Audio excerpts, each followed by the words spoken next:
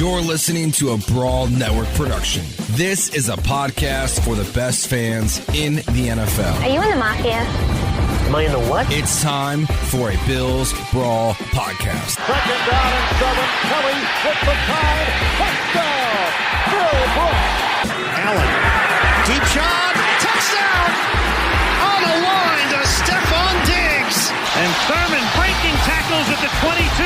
Inside the 10. Touchdown Buffalo.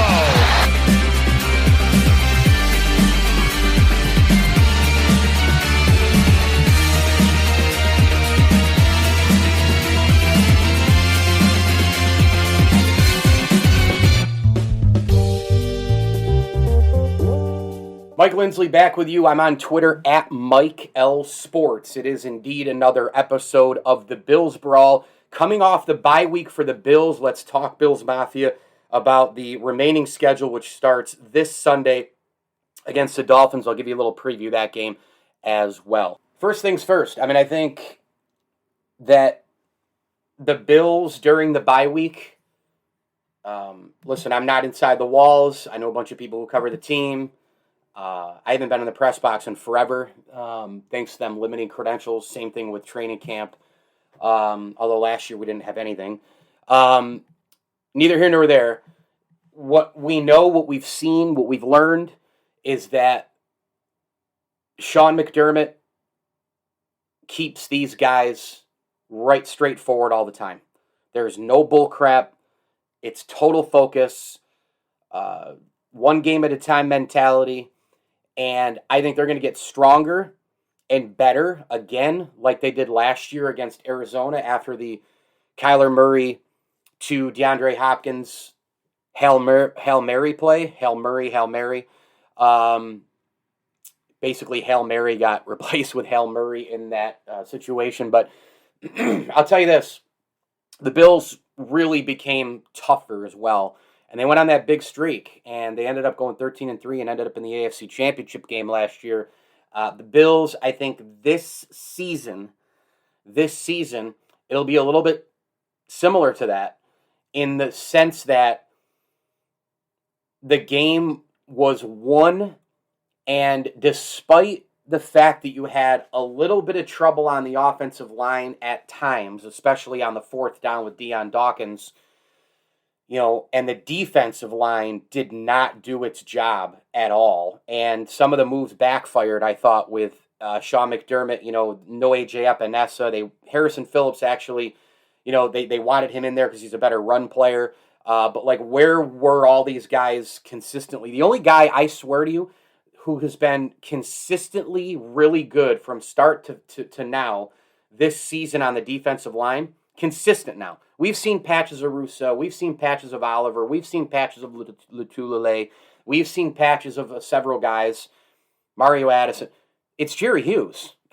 Jerry Hughes has had a monstrous start to this season. 6 games in. His pressures are great. He's back there. He's wreaking havoc. He's on the edge. He gets quickly out of the gate. Jerry Hughes looks fantastic. And look, he's probably playing for another contract, whether it's in Buffalo or somewhere else.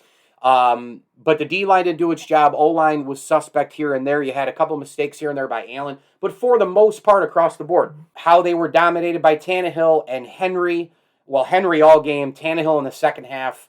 The play action was working. The rollouts were working. Everything was absolutely positively rolling for the Titans in the second half. The Bills had no answers. A.J. Brown, Julio Jones, couldn't get them off the field on third down. And a lot of that was, of course, because of Derrick Henry. But I thought that even with all those things being said, right, and helter-skelter refereeing on both sides of the football, I thought the Bills were the better team.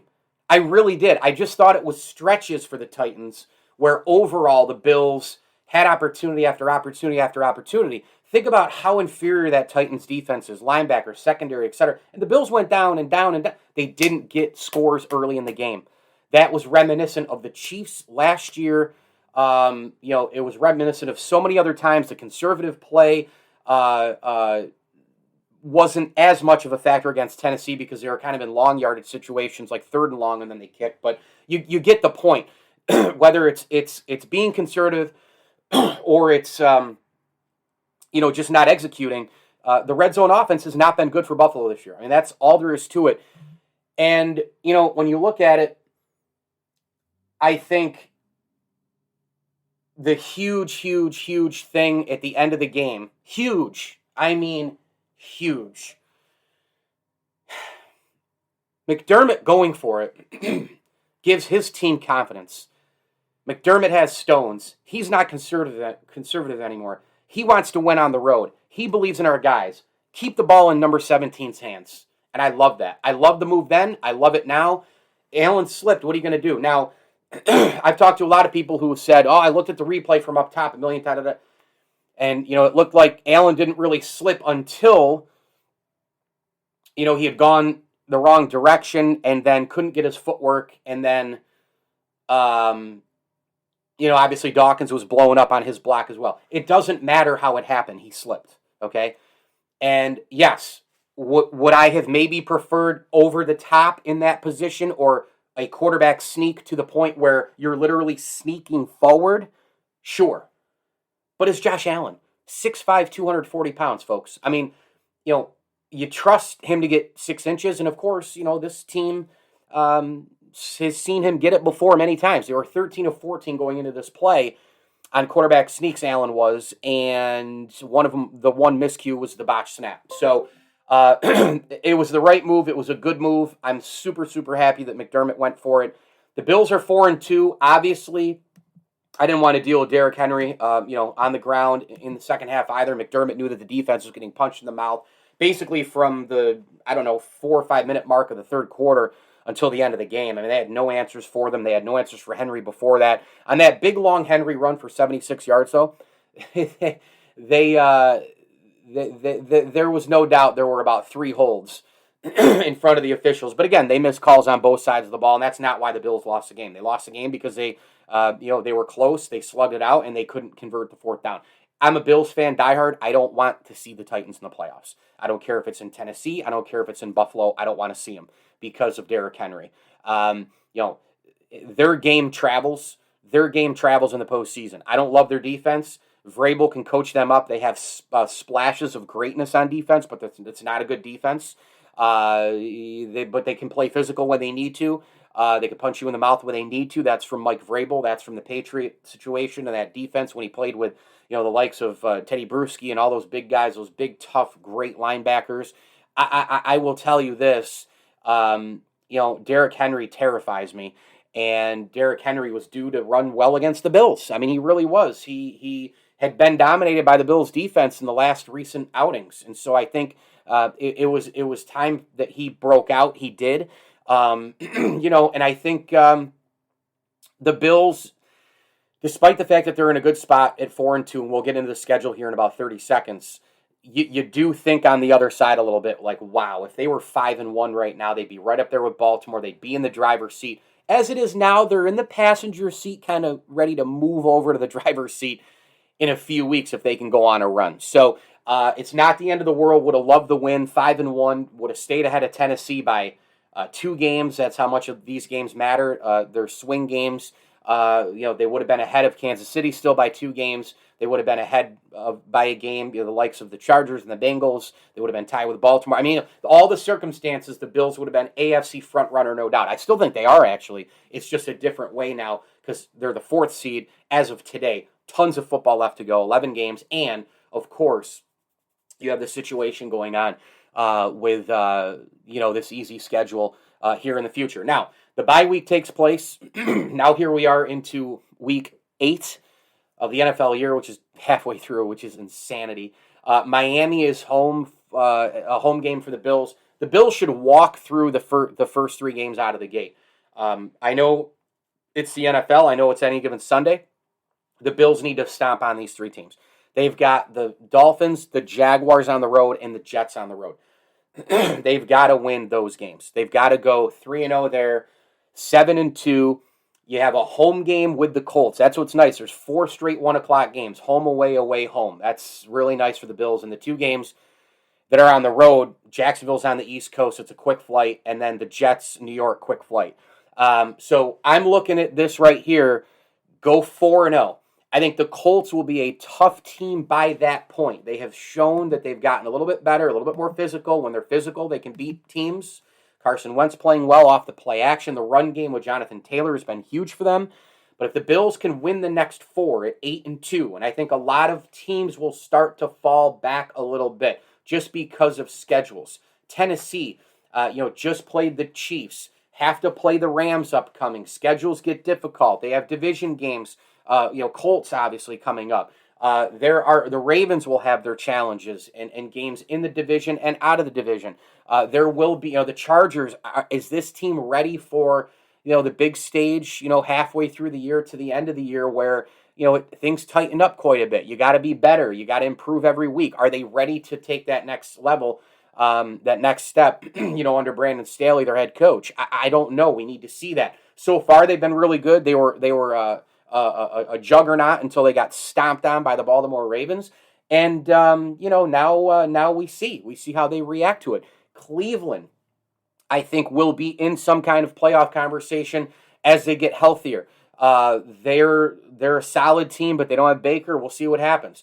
The Bengals might have something to say about this. The Chiefs are far from done. So the Bills are still in a good spot, but if they win the next 4 games, I think that's where we really look here into the primetime game against New Orleans on Thursday.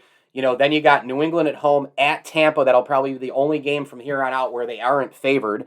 Carolina at home has got to be a win. I know a lot can change from now until the 19th of December, but I love the Bills in that matchup simply because they have every edge against Carolina. They have the edge in the quarterbacks by far. They're going to be home. They have the edge in coaching. They have the edge in coordinators. They have the edge in defense.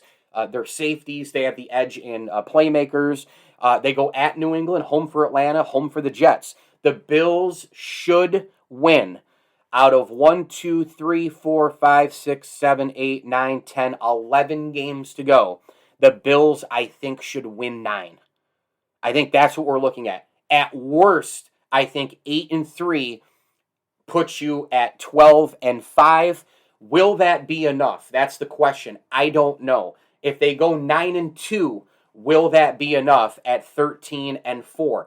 I don't know. With the Chiefs back a little bit, it's hard for me to believe in the NFL, in the AFC, that 13-3 this year. Now, last year, they went 13-3. They were a 2 seed because Kansas City. But this year, a new year, I think you're going to see, the Raiders are going to come out of the gate here, the new coach, no Gruden, et cetera, prove people wrong. They, I think, come back a little bit. I think the Chargers, I think the jury's still out. I don't think they're a 13-win team. The Chiefs now, right now, they don't look like a 13-win team, right? The only team you have to look at where and I don't think the Bengals are ready to win 13. The Colts aren't close to that. I think there's 2 teams you have to look at who have a legit chance at winning 13 games. But a lot still has to happen. And frankly, a lot has to happen for the Bills too. Even though they have a weak schedule, the Bills need to still go out and play and concentrate one game at a time. Like, this is our game 7 this week. And McDermott will do that, and Allen will do that, and all these guys will do that. But the 2 teams you think about with the home field to challenge for it are the Titans, who you just lost to, and the Baltimore Ravens. And both of those are hostile environments. Both of those are tough teams. Baltimore's schedule, they just played the Bengals. They've got Vikings at Dolphins, at Chicago, home for Cleveland, at Pittsburgh, at Cleveland, Green Bay at home, at Cincy, Rams at home, home for Pittsburgh. That's a tough schedule for the most part. You take out, look, Minnesota's even playing well right now. You take out Miami and Chicago in there, and every single game is difficult. Whether it's a division game, the physicality on the road, Packers I picked to win the Super Bowl, Rams are a Super Bowl contender. They got a lot of tough games left. I look at their schedule, and I don't see 13 wins. I think they could get there. I think they challenge for it. But I don't think they get there. Tennessee obviously has a really, really hard slate here in the very near future, right? But, I think still, Ryan Tannehill, he'll make a mistake here and there, right? They've got to play, they just played KC. Now they're on the road for the Colts, at the Rams, home for the Saints. Then it eases up. Houston at New England, Jacksonville. Then they go at Pittsburgh, San Fran at home Home for Miami should be a cakewalk. Houston on the road should be a cakewalk. They have 4 or 5 spots that are extremely difficult, right? They do. Colts, Rams, I would pencil the Saints into that as well. Anytime you have to coach against Sean Payton, right? Pittsburgh, San Francisco, you got 5 tough games left. The Bills, as far as tough games, I would venture to say, and I think the Ravens have about 6, 7 tough games left. Tough. Ravens 6, 7 left. Titans, 5-ish. Bills, tough games. I would say Colts if it were on the road, but I'm not putting it in there. Saints on the road at Tampa. That's it. That's the list. There's 2. They have 2 tough games compared to 5 and then 6 and 7. The Bills need to finish 9-2 the rest of the way. I think if they can go 9-2, 13-3, get you home field advantage by a game. I don't think even more than that, but a game, maybe two, but a game, over Tennessee or Baltimore or the Kansas City Chiefs. I think this team is still prime and ready. After that loss that they had to Tennessee, the Bills were still talked about by a bunch of people as being the AFC frontrunner. Bucky Brooks on Move the Sticks with Daniel Jeremiah, which is one of the best shows out there. I would recommend it, whether you can catch it on television, on the NFL Network, or on the pod version, or whatever. They are awesome. And Bucky Brooks, so look, the Bills have everything that you want as a title contender, and he is right. Franchise quarterback, coaching staff, offensive weapons, window open, shark GM, staying under the cap where needed, keeping the band together. I mean, all these guys have been playing together for a few years now, I mean, this is now year 2 of Allen and Diggs. This is, Cole Beasley and Allen together. The offensive line, the band's been together the entire time. The Bills have depth. The Bills have versatility. The Bills can beat you in a bunch of different ways. The Bills are now running the football a little bit. All of these things are puzzle pieces into what makes a Super Bowl contender. And so I think if the Bills can go 9-2, I think that they will get home field advantage by a game. But I think that's the mark, that's the record. Now, having said that, of course, it's a one game at a time mentality. They've got to come out against Miami and pound Miami. Quick little preview on that game, by the way. I'll tell you what, you could make an argument that the Miami Dolphins are a really, really, really disappointing team, to the tune that they're the most disappointing team in the National Football League. This was a team that last year, 10-6. Now, look, I know they went into Buffalo and laid a complete egg. All they had to do was win that game, and they would have made the playoffs. This team, though, was supposed to be primed and ready this season. Developing players, big-time playmakers on offense. Myles Gaskin is a big-time, it can be a big-time running back. They've got playmakers, Devontae Parker. Mike Gesicki's one of the best tight ends in football. I don't think he gets talked about enough, honestly. I mean, we talk George Kittle, we talk Travis Kelce, we talk Waller in Vegas. Mike Gesicki's pretty darn good. Special teams last year got a lot better, really improved offensive line as well. Defense, they were stalwarts. They were really, really getting to people and after people. And Brian Flores, a coach on the rise, head coach on the rise. And, oh, by the way, all that draft capital. And we heard from the Dolphins camp about Tua Tagovailoa. This is his year. He's our quarterback, no matter what the rumors were. Deshaun Watson and others. He's our guy. Sam Darnold, do we go? Nope. Tua's our... Okay, well, guess what? Tua's been injured. Jacoby Brissett ain't going anywhere in terms of success.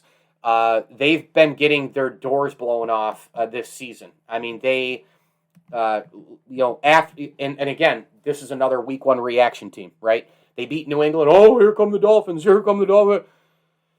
They lose 35-0 to the Bills. Overtime killer loss against Vegas, and they lose double digits Colts. They lose by a 28-point margin to Tampa Bay on the road, and they lose to Jacksonville. I mean, come on, against Jacksonville. They lose in London to Jacksonville. Come on, man. Jacksonville lost 20 games going into that game, and the Dolphins lost to them. Couldn't execute anything towards the end of the game. Last quarter was a disaster. The execution's been bad. The coaching has been bad. They're injured. Quarterback play is pathetic. Bills need to roll in this game, and I think they do. 41-13. Buffalo gets it done against Miami. Thanks for listening to the Bills Brawl. I'm Mike Lindsley. Hit me on Twitter @MikeLSports. As I always tell you, enjoy the games.